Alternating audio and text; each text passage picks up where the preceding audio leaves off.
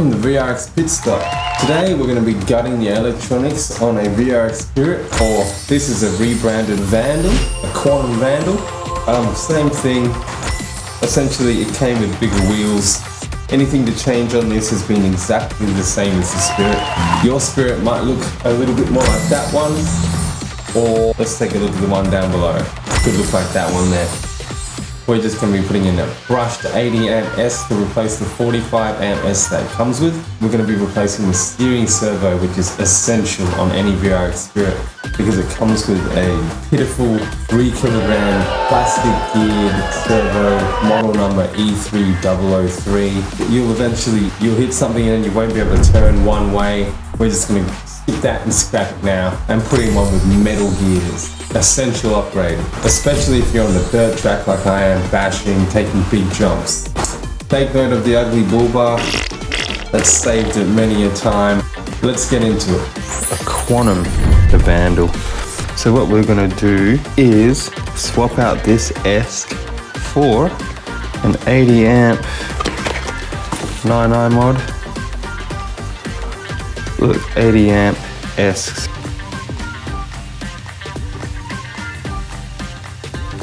So first, you want to disconnect the ESC from everything. So these are the motor wires. Disconnect those. Just hold them quite firmly because those bullet connectors can be tight. So when you get this chassis, the motor that you'll have will be one of these two. So they're the same motor. This one is just newer. I think the part number was like H0029. There you go. All right. After you've disconnected the motor, what you want to do is remove the power button, which will be stuck on here. I've already pulled it off. And then in the receiver, in channel 2, the ESC will be plugged in. Just unplug that. Now, the ESC, the 2 motor cables, everything's disconnected from it. So now they can be pretty stuck on there. So hobby knife, like so, get a nice wedge under there, and then another one.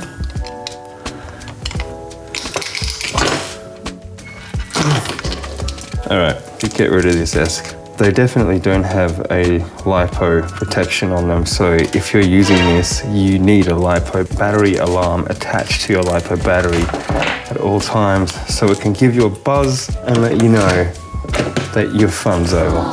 Now that we've got rid of the stock ESC, before we install the other ESC, I'm going to, because now we can access it easily, the servo. The stock servo is an E3003, which is a piece of crap.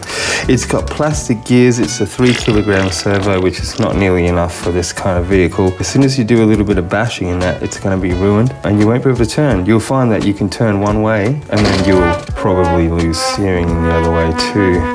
So I noticed this one's missing a screw there, but we've got to take out 1, 2, 3, normally 4 screws. Right before we do this, we need to detach the arm.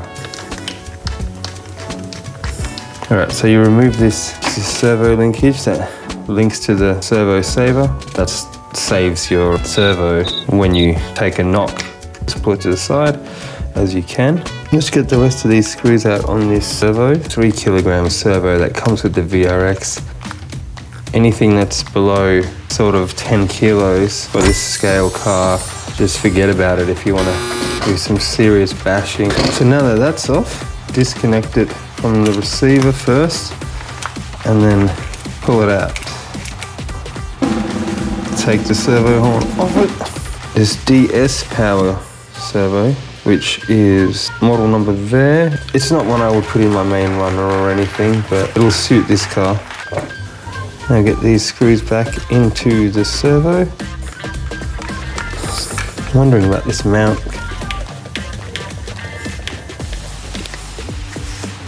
Push it around a bit because I have had before the whole servo's trying to lift out of its socket. All right, just leave that for now and grab your ESC. Grab some isopropyl alcohol and clean the bottom.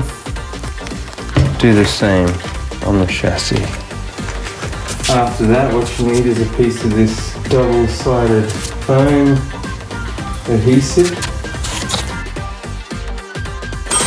Take your ESC and chuck it in, place it so that the power button going in towards the chassis as that is most convenient. So the power button is facing in, and then we'll connect the two motor wires. This goes red to red initially and black to black. That. Now, if you turn your remote on and normal throttle is reverse, then swap these around so it's red to black and black to red. Your brush motor, it works more efficiently if forward is forward, if you know what I mean. Anyway, it'll make sense when you play around. Before we connect this servo horn, I've already used this servo before, so it's centered itself. It's called centering, because what you don't want this to center itself when the arm's connected, because then center is going to end up being somewhere far left or far right. We're going to chuck the battery in. Sometimes when you buy off AliExpress, instead of getting the black, red and white, you get the brown, red and yellow. So the brown is the negative. Servo goes into channel 1 on the receiver. The ESC goes into channel 2. So there you can see I've got the servo plugged into channel 1 and the ESC is plugged into channel 2. Sometimes there'll be something before channel 1, so be wary of that. Skip that and go to channel 1. So then just connect your power. That wasn't supposed to already be on, by the way. But all you need to do is turn it on, and then the steering servo will go bzzz and center itself. Good sound effects. And then you're ready to connect the servo horn after that.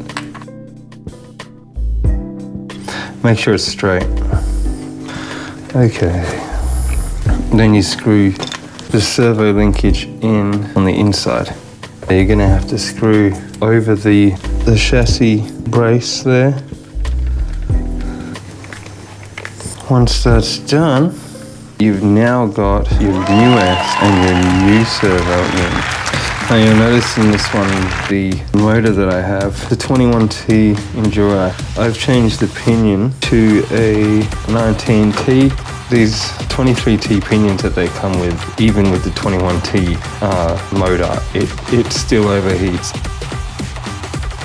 So now your Spirit is ready to go with its new ESC and its new servo, and I think it's going to perform a lot better once I replace that 21T motor too that I just had laying around. Until next time.